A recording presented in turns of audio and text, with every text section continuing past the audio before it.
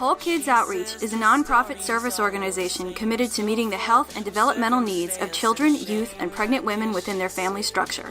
It's located in a 6-county area of southeast Missouri filled with the natural beauty of rolling hills and sparkling springs, but it's also an area so remote that many know nothing about it. Most Missourians don't even know that such a poor and isolated community exists in their state. Thank you, Sister Ann, for joining us from Whole Kids Outreach. We're very excited to hear your story of meeting unmet needs.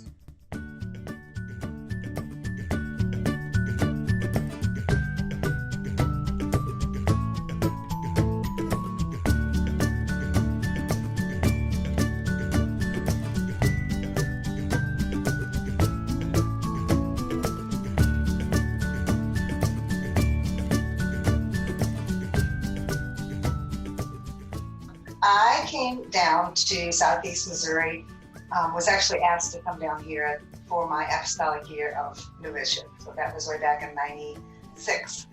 And I was asked to come down and help some of our sisters who were working out of Ellington in a women's shelter for people who had experienced domestic violence. And so with some collaboration with Nurses for Newborns out of St. Louis and Casa Guadalupe, which is who I was working for originally.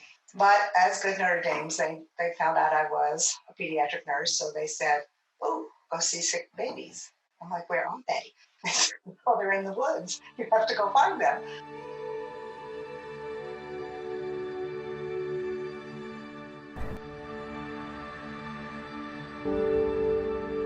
I went out to the woods and did home visits and came to know that there was a poverty that I had not seen before.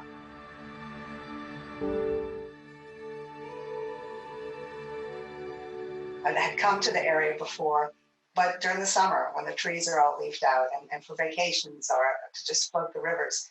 But once you got back in those woods, once you got back in the hills, and I saw such stark poverty, people living with particle board floors that had holes in them and no electricity and just really stark, not just material poverty, but poverty of heart and poverty of spirit and poverty of really hope. So I did what I did, and I had come out of novitiate where there was a real intense study and immersion into SSND and our Constitution, we were sent. And in the previous year, I had studied 3 real important books, read. One was Joan Chittister's Heart of Flesh, and then Margaret Wheatley's Leadership in the New Sciences, and then the Chalice and the Blade, which was a women or feminist look at all of anthropology and the whole development of our world. So with that and the overlay of my immersion into SSND and the Constitution, I just came to this new belief that this whole notion that we're all one had to be looked at in ministry. And how was I going to identify not just the obvious, but the reason why people who lived in this kind of particular poverty were not able to move through those barriers that would help them to come have a different life. And how could I, with my call, really make those barriers more permeable? So that's really, the answer was I needed to be about, and I was asked to do this too, the creation of a new ministry as one thing, but actually just a solution or a recipe that could address this specific need. And so we studied for a year, looked at the community needs, because I always believe that's where the true answers are.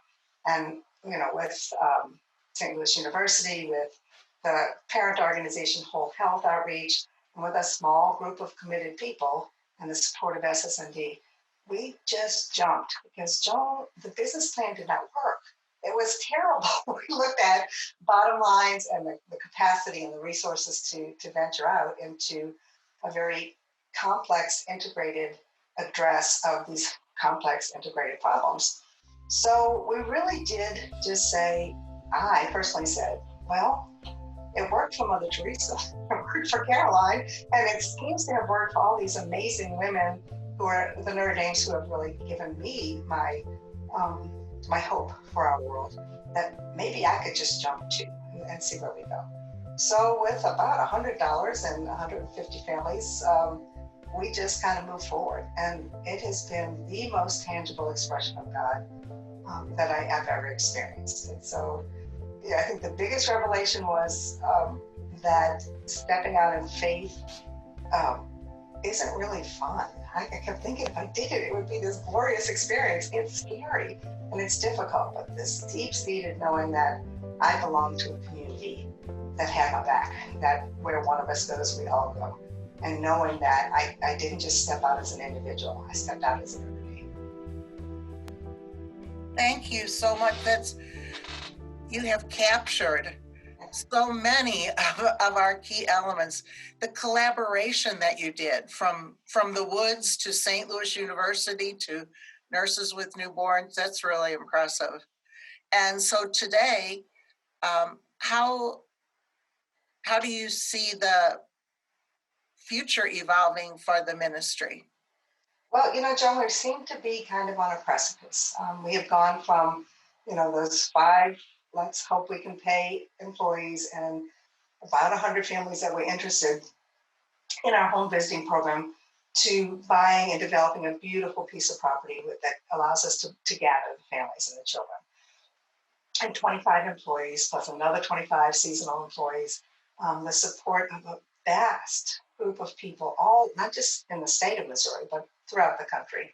A lot of that came from opening wide our arms to youth service groups out of the St. Louis area mostly, but from Catholic schools, and having them fall in love with the mission, and then they bring their supports. But we don't have big hitters in our donor base. We have a lot of $100, and $200, and so the conversation over and over and over, because it's a complex expression of the ministry. You can't just say we do immunizations, which is wonderful, but we do more. We really do walk into people's lives and say, can we walk with you? Can we partner with you over an extended period of time? So our home visits start prenatally and go to that baby's 3rd birthday. And the whole development of trust and regard and respect takes time. And so as we move forward, we have actually moved to be a model program in the state. And I've been asked to speak on the state level, on the regional level, and even at the Academy of Science and Medicine and Engineering, and on the national level. People want to hear this story. And it's not really as much of what we do, although that works very well. It's how we're doing it. And that's what Notre Dame taught me. Do it this way. Because, work, the ministry, and nonprofit solutions, they're a dime a dozen. But how we do it is really where I think our successes come from. So what we call stable is not what a business would call stable. But when you look at the end of the year and you go, this money, it's not negative this year. It's wonderful. So there have been times when there was one time, Joan, that I wondered if you could put payroll on the visa, but people told me that wasn't a good idea. We have been down to the wire, but 21 years and we haven't missed a payroll. And that's been exciting. COVID hit and we panicked. We lost $200,000 in our spring fundraisers. We couldn't gather. And amazingly, people came and said, what can we do? What can we do? And so we had a little bit of a partial layoff, maybe for 2 weeks. Everybody was able to come back, and the families needed us even more, obviously. So we were able to be there. And again, it's not just coming from the inside of this little bitty town. That's wonderful, but this has been a much bigger response because people do want to do this. And I always believe it's because our charism and our mission in Notre Dame is so relevant. It's exactly what our world's looking for right now, and has been. From the time I was in Cape Girardeau, which is certainly a different experience than Ellington, but when I was at Rosati and they would talk, they wanted to go, they wanted to travel to South America or Central America. So I said, you should go see Southern Missouri. Exactly. You'll see things that you did not imagine exist in our own state. Right. And for those kids, I think the most, if you put hard work with an emotive, deep experience, I think everybody, but especially teenagers, yes, they like to be invited into meaningful work. Exactly. You know, they're doing Send them into those something that homes. Yeah. other people can't do, and they can do it well, and, you know. And it's something they can they can't hide behind, well, that's a developing country and it's way down there. This is in their backyards, and they're for the power of God. And I just can't tell you, the only place I've had kids break down and kind of do it secretly, but say, I think I might want to join. I think I might have a vocation. That's the only place I've seen it, is those kids in service projects where their hearts are touched so deeply and they feel safe.